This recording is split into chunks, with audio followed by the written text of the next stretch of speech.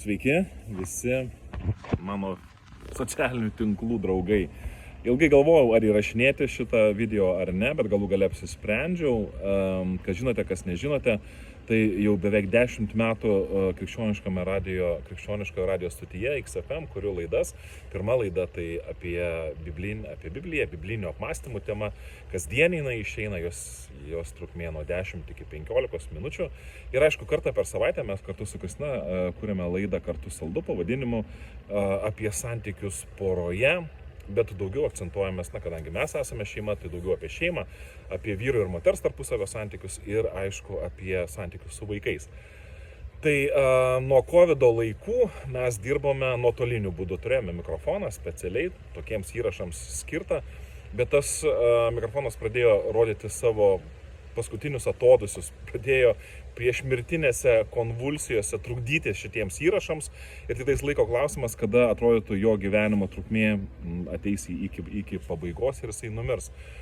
Ir tada iškilo grėsmė apskritai šitai tarnystei, tokiam tarnavimo būdui per radiją, kuriant laidas. Tai mes įrašydavom, išsiųsdavom ir radio stotis pati sumontuodavo ir išleisdavo tas laidas. Ir kažkaip tai ilgai galvojau kad galbūt reikėtų pakviesti norinčius prisidėti. Mums reikia to mikrofono. Jisai yra gyvybiškai reikalingas, kad tos laidos toliau būtų įrašinėjamos. Jeigu matot prasmę tokioje veikloje, tai aš kviečiu prisidėti, nes aš iš tikrųjų matau ir, aišku, asmeninę prasmę matau, tai mano paties asmeniniai kelioniai tos laidos pasitarnauja. Bet ir grįžtamasis ryšys pareina toks, kad žmonės yra įkvepiamos tų laidų ir Biblija aiškiau yra suprantama ir jos pasitarnauja kaip kasdieniniai apmąstymai, puikiai pasitarnauja kaip kasdieniniai apmąstymai. Bet aš, aišku, ne vien tik tais apie savo laidą, tai galiu pasakyti, krikščioniškas radijas XFM transliuoja daugybę laidų, kurios yra tikėjimas stiprinančios ir ugdančios. Bet mums reikia mikrofono. Nieko neišeis. Jeigu norėtume toliau tęsti, mums reikėtų važinėti, mes gyvename Biržuose, iš Biržų į Vilnių reikėtų važinėti, o tai mums būtų per daug sudėtinga. Jeigu ta pagalba atsiras, aš apačioje įdėjau nuorodą, kur jūs galite prisidėti ir padalinau tą projektą į dvi dalis. Pirma dalis tai mikrofono įsigijimas. Mes norėtume tokį patį, kurį dabar turime mikrofoną įsigyti, jo kaina ten yra parašyta, bet mes šitą projektą daliname į dvi dalis. Mes norėtume laidas apie šeimą perkelti į video formatą, kad galėtume įsirengti kažkokią savo studiją, nusipirkti kameras, mikrofonus. Tam reikia daug investicijų, mes į tą pusę neiname, nes ir patys nelabai mokame su tais dalykais elgtis ir yra kas moka labiau. Tai mes išsinuomotume paslaugas, kur galėtume studijoje įrašinėti tas laidas ir jos būtų sumontuojamos. Tam irgi reikalinga išlaidų. Tos laidos, kurios kuriamos Kartu saldu apie santykius radio stotyje XFM, jos išeina kartą į savaitę ir mes kol kas nebandome pasiekti to paties tempo, kad ir video laidos išeitų kartą į savaitę.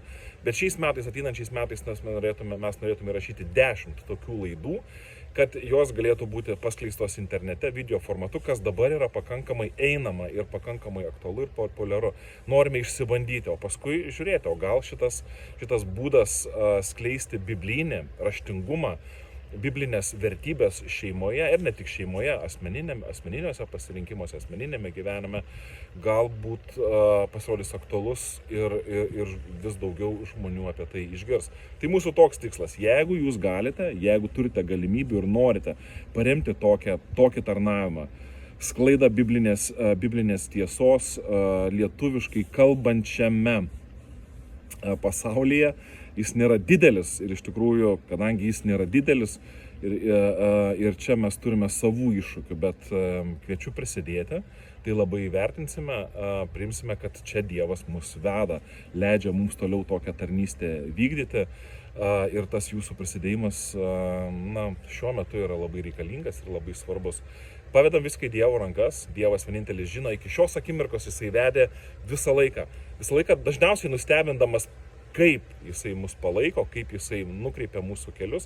Tai ir dabar viską pavedam į Dievo rankas, žengiam šitą žingsnį, o toliau tikimės Dievo vedimo. Jeigu klausotės mūsų laidų, ačiū. Jeigu joms patinka, atsiųskite kažkokią tai žinutę, kad tai būtų mums kaip padrasinimas tęsti, bet jeigu galite prisidėti finansiškai ir Dievas jūs palaimina, būsime labai dėkingi. Sudie, ačiū. Iki.